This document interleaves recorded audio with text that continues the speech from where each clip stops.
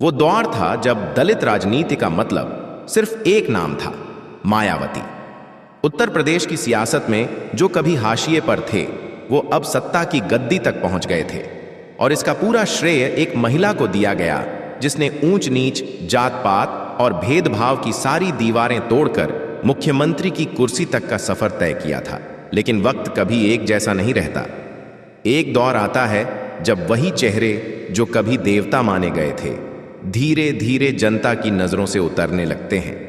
ठीक वैसा ही हुआ मायावती के साथ।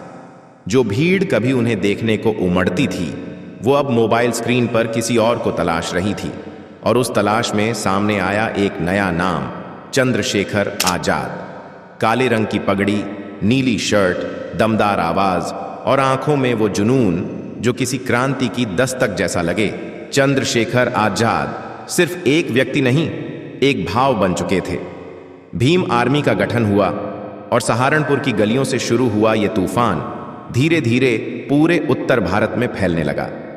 एक तरफ मायावती थीं, सत्ता का अनुभव, पुरानी लड़ाइयों की विरासत और वोटों का ठोस आधार। दूसरी तरफ चंद्रशेखर थे, सड़कों पर उतरकर लड़ने वाला चेहरा, सोशल मीडिया पर वायरल होने वाला क्रांतिकारी और नई पीढ़ी का हीरो। लेकिन असली लड़ाई यहीं शुरू हुई। चलिए आगे बढ़ने से पहले चैनल को सब्सक्राइब करें ताकि हमें वीडियो बनाने में अच्छा लगे। तो शुरू करते हैं। वो युवा जिनके पिता मायावती के लिए जान देने को तैयार थे, अब उनकी आंखों में चंद्रशेखर की तस्वीर थी। कॉलेजों में पोस्टर बदले जाने लगे, स्लोगन बदल गए और गांवों की चौपालों में चर्चा होने लगी। अब समय किसी नए की है। मायावती को यह एहसास हो गया था कि जमीन खिसक रही है। पहले वह चुप रही, फिर चंद्रशेखर को बीजेपी की भी टीम कहकर सीधे हमला किया। यह बयान सुर्खियों में रहा। मायावती की तरफ से यह सीधा संकेत था, अब इस नौजवान को हल्के में नहीं लिया जा सकता। चंद्रशेखर ने पलटवार किया, बोले, अगर दलितों की नई आवाज आपको खतरा लग रही है तो आप खुद को बदलने की बजाय हमें गद्दार बता रही हैं। यह सिर्फ एक बयान नहीं था, यह मायावती के किले पर पहला खुला हमला था।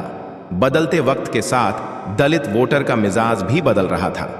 अब सिर्फ मूर्तियों से, हाथी के चुनाव चिन्ह से या पुराने भाषणों से उन्हें प्रेरणा नहीं मिल रही थी।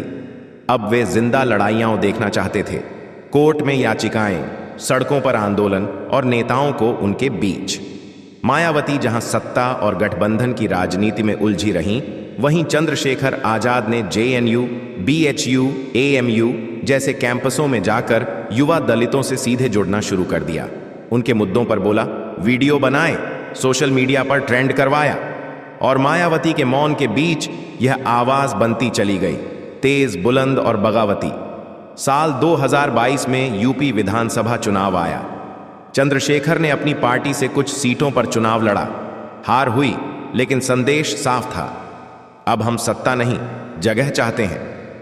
मायावती इस चुनाव में भी कोई करिश्मा नहीं कर सकी। उनके वोट प्रतिशत गिरते गए, सीटें सिमटती रहीं। दलित वोटर जो कभी सिर्फ बीएसपी का होता था, अब बढ़ चुका था। राजनीतिक विश्लेषक सिर पकड़ने लगे। क्या दलित राजनीति दो फाड़ हो चुकी है? न्यूज चैनल पर डिबेट चलने लगी। एक पैनलिस्ट बोला, मायावती अब इतिहास हैं, चंद्रशेखर भविष्य। दूसरे ने जवाब दिया, इतिहास को कभी मत गिनो, वो कब दोहराया जाए कोई नहीं जानता।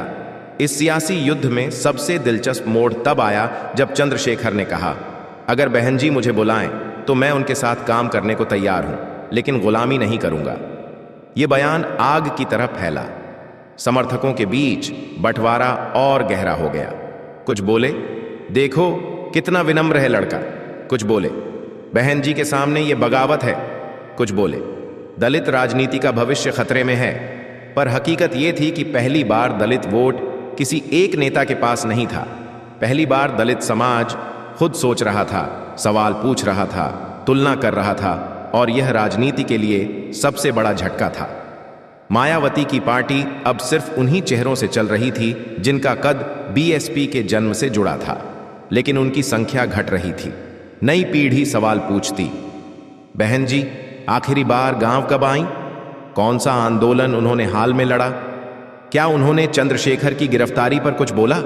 और जवाब में सन्नाटा था।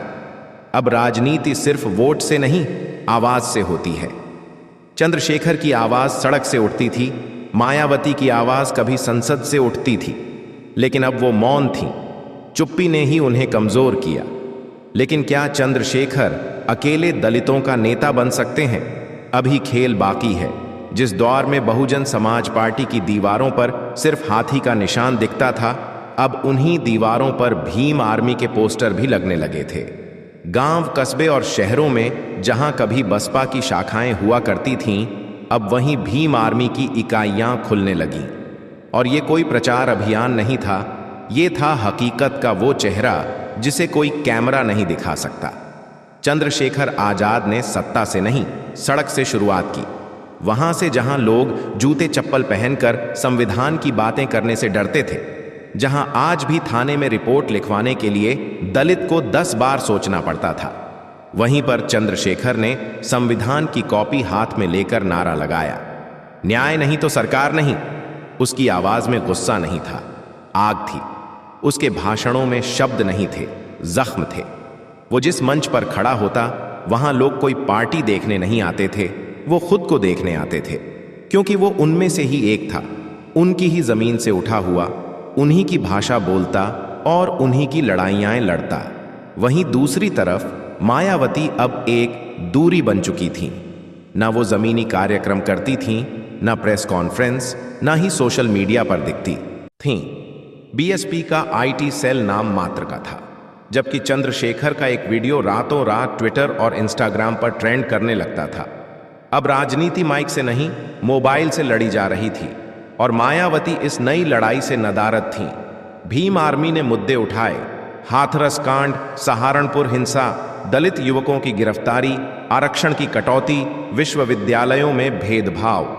मायावती ने इन पर शायद ही कभी तुरंत प्रतिक्रिया दी, और जब उन्होंने कोई बयान दिया भी तो वो इतना लेट और औपचारिक होता कि उसका असर खत्म हो चुका होता। लोगों को लगने लगा, एक तरफ वो नेता है जो हर लड़ाई में मौजूद है, और एक तरफ वो नेता है जो अपनी कुर्सी से बाहर ही नहीं निकलती। पर राजनीति केवल जोश से नहीं चलती, रणनीति भी चाहिए। चंद्रशेखर ये बात समझ रहा था। उसने राजनीति को मोड़ दिया, सिर्फ विरोध नहीं, अब भागीदारी भी चाहिए।